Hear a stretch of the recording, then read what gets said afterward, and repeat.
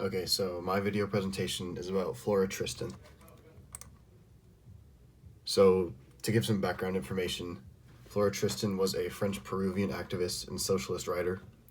She is widely credited as bringing more light to feminism and helping it progress in the 1800s. She wrote a number of books, most of them encircling the ideas of gender equality and more support for the working class. In her most famous work, The Workers' Union, which was an essay, she proposes that all union members would belong to the union, regardless of their profession or sex. Her most famous works were Peregrinations of a Pariah in 1838, which was her first book, Promenades in London in 1840, and then The Workers' Union in 1843.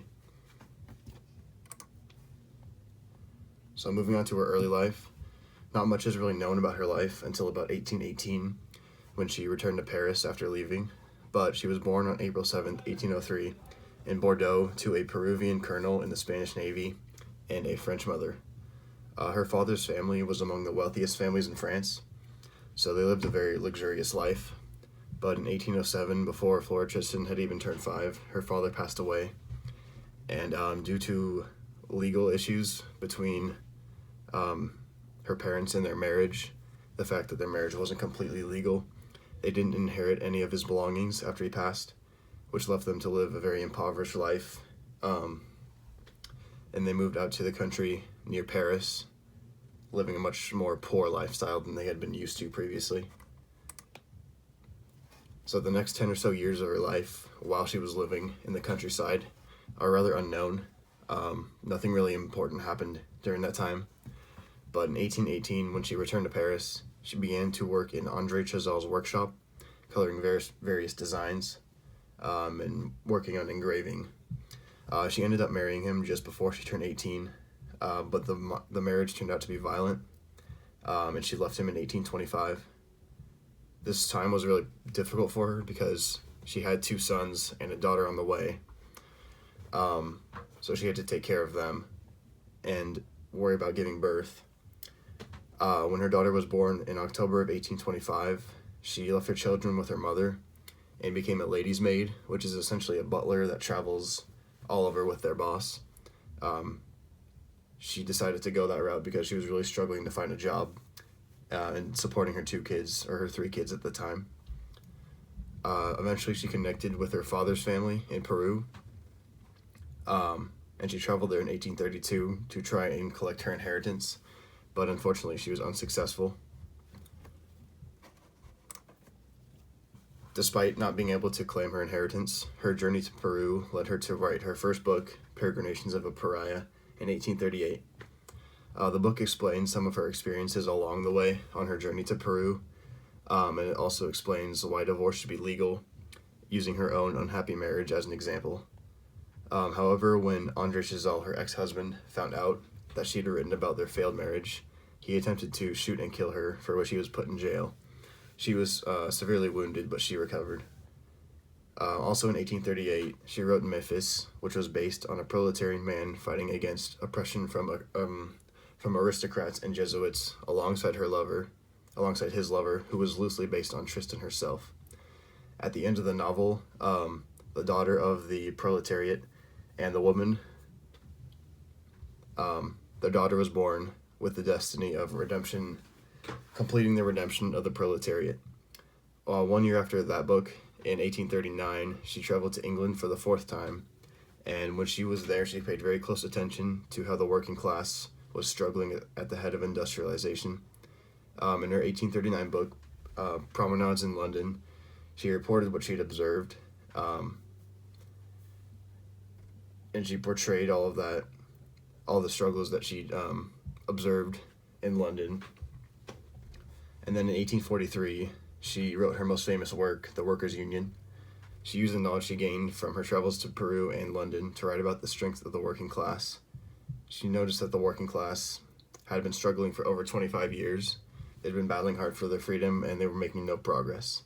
So she suggested that the working class form a union to fight together, so that they would not all be fighting individually, because when they were fighting individually, they would collapse and be unable to support themselves. She suggested that together they could hold much more power and would be able to establish their own freedom. After writing The Workers' Union, the public began to view her as a very strong political activist on the same level as the utopian socialists. Along with being in heavy support of the working class, Flora Tristan was a very prominent feminist at the time. In 2 essays that she wrote, she stated that in order to complete the formation of the Union, women must be liberated into it.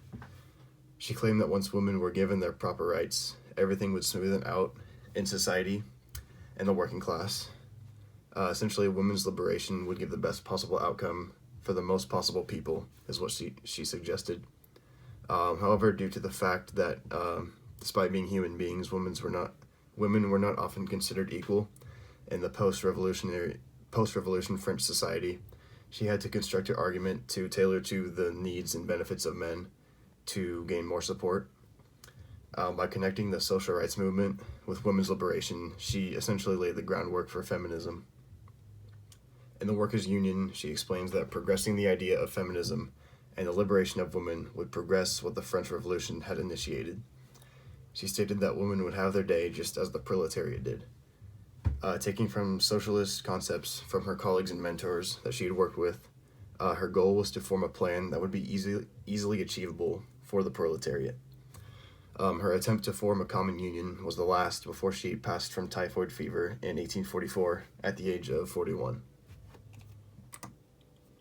So moving on to her legacy, unfortunately, most of her work is rather unknown by the public, primarily due to the fact that so much of her early life is a mystery, and she didn't live very long.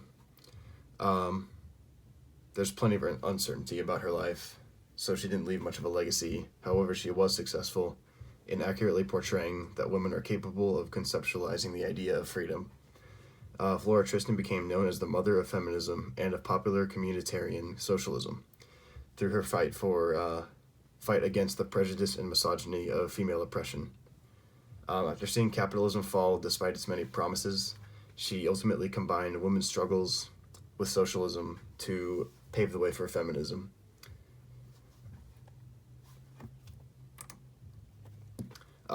More of her legacy. In October of 1848, a monument to her was funded by French workers and built in Bordeaux to honor her legacy. Inscripted on the monument, it read, "In memory of Madame Flora Tristan, author of the Workers' Union, with the workers' gratitude, liberty, equality, fraternity, solidarity." The inscription was acknowledging her contributions to the workforce and to feminism. Additionally, she's thought of as a very strong leader. In her fight for feminism and the working class, she preferred to lead rather than follow.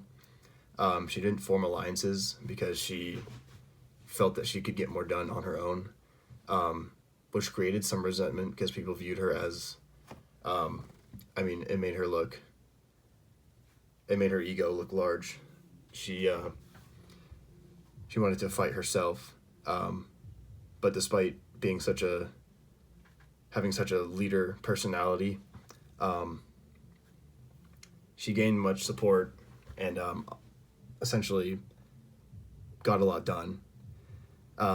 If she had not been able to take a strong lead as she had, she wouldn't have been able to progress feminism as prominently as she had. In the end, through her works of writing and public support, Flora Tristan has contributed greatly to giving more power and independence to historically weak social groups, such as the working class and women. And there's the bibliography.